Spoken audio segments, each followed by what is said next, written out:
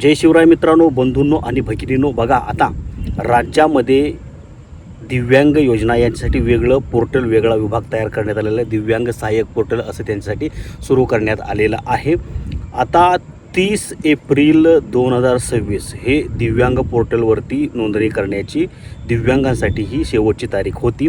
त्यानंतर जे काय दिव्यांग लाभार्थी या पोर्टलवर रजिस्ट्रेशन करतील त्यांना आता महिन्याला 2,500 रुपये मिळणार नव्हते किंवा त्यांचं जे आर्थिक लाभ मानधन आहे ते मिळणार नव्हतं, अशी त्या संदर्भातली ती शेवटची मुदत होती.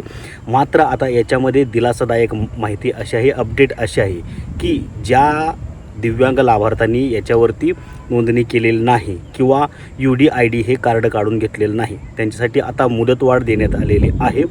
ती मुदतवाढ अशी आहे की 30 सप्टेंबर 2026 पर्यंत त्यांना UDID हे कार्ड काढून घ्यावं लागणार आहे. ही मुदतवाढ आहे. दुसरी महत्त्वाची गोष्ट, यामुळे ज्यांचे पैसे बंद होणार होते त्यांचे पैसेसुद्धा बंद होणार नाहीत.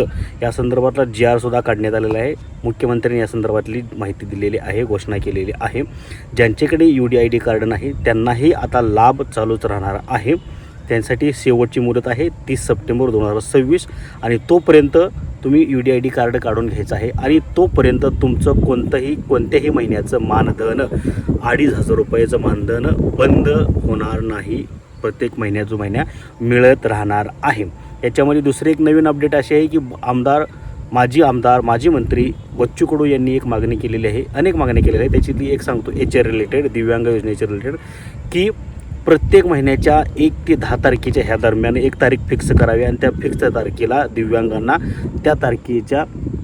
त्या दिवशी त्यांना जे काय मानधन आहे ते मानधन मिळावं, या संदर्भातला निर्णय राज्य सरकारने करावा अशी एक त्यांनी मागणी केलेली आहे. याच्याकडे आता राज्य सरकार काय निर्णय घेते हे आपण आता बघावं लागेल. महत्त्वाची गोष्ट आणखी एक की दिव्यांगांसाठी राज्यात आता 2,500 रुपये मानधन प्रत्येक महिन्याला मिळत आहे.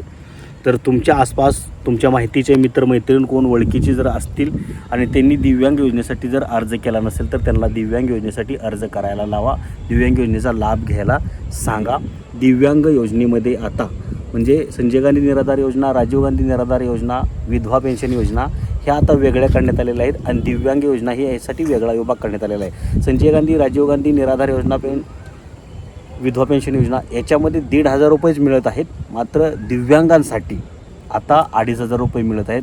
गेल्या डिसेंबर महिन्यापासून 2025 डिसेंबरपासून आता दिव्यांगांना 2,500 रुपये मिळत आहेत. तर प्रत्येक दिव्यांगाने या योजनेचा लाभ घेऊ द्या. दिव्यांगांना अनेक वेगवेगळ्या योजना राज्य सरकार राबवत आहे. त्यांना आता 5 लाखापासून ते 50 लाखापर्यंत त्यांना व्यवसाय करण्यासाठी मदत कशी करता येईल या दृष्टीसुद्धा राज्य सरकार प्रयत्न करत आहे. तर अशी दिव्यांग योजनेसंदर्भातली ही अपडेट होती. सर्वांपर्यंत ही माहिती पोहोचवा आणि या योजनेचा लाभ घेत राहा. आपल्या चॅनलला सबस्क्राईब करायला तुम्ही विसरू नका. आपल्याला तुम्ही सपोर्ट करा. जय हिंद, जय महाराष्ट्र.